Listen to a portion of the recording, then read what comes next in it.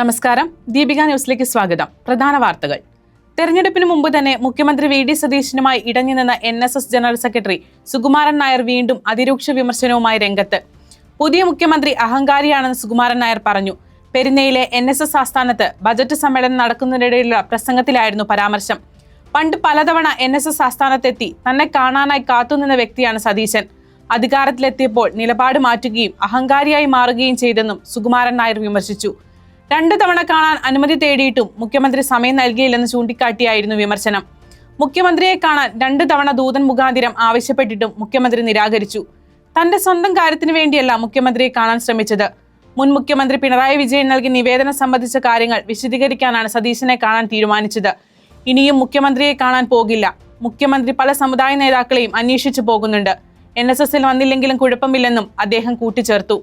അതേസമയം NSS general secretary തന്നെ കാണാൻ അവസരം തേടിയിട്ടില്ലെന്ന് മുഖ്യമന്ത്രി വി ഡി സതീശൻ മാധ്യമങ്ങളോട് പ്രതികരിച്ചു. ഇതോടെ ചെറിയ ഇടവേളയ്ക്ക് ശേഷം NSS ജനറൽ സെക്രട്ടറിയും മുഖ്യമന്ത്രി വി ഡി സതീശനും നേർക്കുനേർ വരികയാണ്. NSS ഡയറക്ടർ ബോർഡിൽ നിന്ന് KB ഗണേഷ് കുമാർ പുറത്ത്. കാലാവധി അവസാനിച്ച സാഹചര്യത്തിൽ അംഗത്വം പുതുക്കി നൽകണമെന്ന് ഗണേഷ് ആവശ്യപ്പെട്ടിട്ടും NSS പുതുക്കി നൽകിയില്ല. ബോർഡിലെ 9 അംഗങ്ങളുടെ കാലാവധി അവസാനിച്ച സാഹചര്യത്തിൽ 8 പേരുടെ അംഗത്വം പുതുക്കി നൽകിയെങ്കിലും ഗണേഷ് കുമാറിനെ ഒഴിവാക്കുകയായിരുന്നു. പകരം BRK ബാബുവിനെ പുതിയ ഡയറക്ടർ ബോർഡ് അംഗമായി ഉൾപ്പെടുത്തി. പത്തനാപുരം താലൂക്ക് യൂണിയനുമായി ഗണേഷ് കുമാറിനുള്ള അഭിപ്രായ വ്യത്യാസങ്ങളാണ് അംഗത്വം പുതുക്കാതിരിക്കാൻ കാരണമായതെന്ന് സൂചനയുണ്ട്. കഴിഞ്ഞ തെരഞ്ഞെടുപ്പ് കാലത്ത് തന്നെ താലൂക്ക് യൂണിയൻ നേതൃത്വവുമായി ഗണേഷ് കുമാർ നേരിട്ട് ഏറ്റുമുട്ടിയിരുന്നു. മൈക്രോ ഫിനാൻസ് തട്ടിപ്പ് കേസിൽ SNDP യോഗം ജനറൽ സെക്രട്ടറി വെള്ളാപ്പള്ളി നടേശനെതിരായ ആദ്യ കുറ്റപത്രത്തിന് ബിസിനസ് ഡയറക്ടർ അംഗീകാരം നൽകി. 2014 വയനാട് യൂണിയന് 10 ലക്ഷം രൂപ നൽകിയതിലെ ക്രമക്കേടിലാണ് കുറ്റപത്രം തയ്യാറായത്. Vellappally Natesan, MN Soman, Wayanad SNDP union ഭാരവാഹികൾ, ഉദ്യോഗസ്ഥർ അടക്കമുള്ളവരാണ് കേസിലെ പ്രതികൾ. വെള്ളാപ്പള്ളി നടേശനെതിരായ 2 കേസുകളിൽ കൂടി അന്വേഷണം പൂർത്തിയായിട്ടുണ്ട്. 70 കേസുകളിലാണ് അന്വേഷണം തുടരുന്നത്. 2016 VS അച്യുതാനന്ദന്റെ പരാതിയിൽ വെള്ളാപ്പള്ളി നടേശനെതിരെ കേസന്വേഷണം തുടങ്ങിയത്. സ്ത്രീകളുടെ പേരിൽ വ്യാജ പദ്ധതിയിലൂടെ പിന്നോക്ക വികസന കോർപ്പറേഷനിൽ നിന്ന് SNDP കോടികൾ വായ്പയെടുത്തതിലാണ് അഴിമതി ആരോപണം. സാമ്പത്തിക തിരിമറി, ഗൂഢാലോചന എന്നിവയിലൂടെ 15 കോടി രൂപ തട്ടിച്ചെന്നാണ് VS ആരോപിച്ചത്. കേസ് മുന്നോട്ടു പോകാത്തതിൽ അന്വേഷണ ഉദ്യോഗസ്ഥനെതിരെ വെള്ളിയാഴ്ച കോടതി രൂക്ഷ വിമർശനം ഉന്നയിച്ചിരുന്നു. കോട്ടയത്ത് എബോള ലക്ഷണങ്ങളോടെ നിരീക്ഷണത്തിലായിരുന്ന വിദേശ വനിതയുടെ പരിശോധനാ ഫലം നെഗറ്റീവായെന്ന് ആരോഗ്യമന്ത്രി K മുരളീധരൻ. ഇതോടെ സംസ്ഥാനത്ത് എബോള ആശങ്കയൊഴിഞ്ഞു. 21 ദിവസമാണ് എബോള ക്വാറന്റൈൻ കാലയളവ്. എന്നാൽ നിരീക്ഷണത്തിലായിരുന്ന വ്യക്തിക്ക് യാതൊരുവിധ രോഗലക്ഷണങ്ങളുമില്ലാത്ത സാഹചര്യത്തിൽ ക്വാറന്റൈൻ എത്ര ദിവസം വേണമെന്ന് മെഡിക്കൽ ബോർഡ് തീരുമാനിക്കും. ഷിഗല്ല രോഗവ്യാപനം നിലവിൽ പൂർണ്ണമായും നിയന്ത്രണ വിധേയമാണെന്നും മന്ത്രി പറഞ്ഞു. ഹൈവേ പട്രോളിംഗിനിടെ കാറിടിച്ച് ഗുരുതര പരിക്കേറ്റ പോലീസുകാരുടെ കാലുകൾ മുറിച്ചു നീക്കി. കാഞ്ഞങ്ങാടാണ് സംഭവം. സിവിൽ പോലീസ് ഓഫീസർമാരായ സൂരജ്, അലോഷ്യസ് എന്നിവരുടെ കാലുകളാണ് മംഗളൂരു തേജസ്വിനി ആശുപത്രിയിൽ ശസ്ത്രക്രിയയിലൂടെ മുറിച്ചു നീക്കിയത്.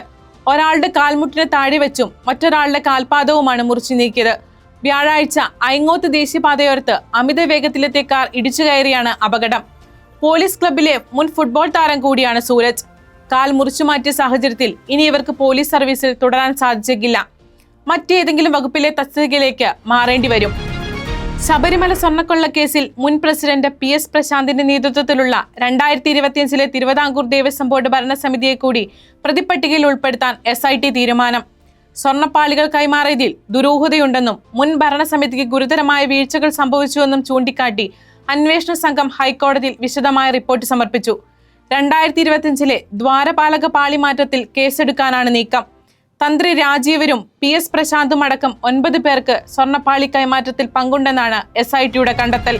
BJP TMC പ്രവർത്തകർ കൊൽക്കത്ത വിമാനത്താവളത്തിൽ ഏറ്റുമുട്ടി. ഇന്നലെ രാത്രി ഡൽഹിയിൽ നിന്ന് തൃണമൂൽ കോൺഗ്രസ് ദേശീയ ജനറൽ സെക്രട്ടറി അഭിഷേക് ബാനർജി മടങ്ങിയെത്തിയപ്പോഴായിരുന്നു സംഭവം. അഭിഷേക് ബാനർജിയെ ലക്ഷ്യമിട്ട് BJP നടത്തിയ വധശ്രമമാണിതെന്ന് TMC ആരോപിച്ചു.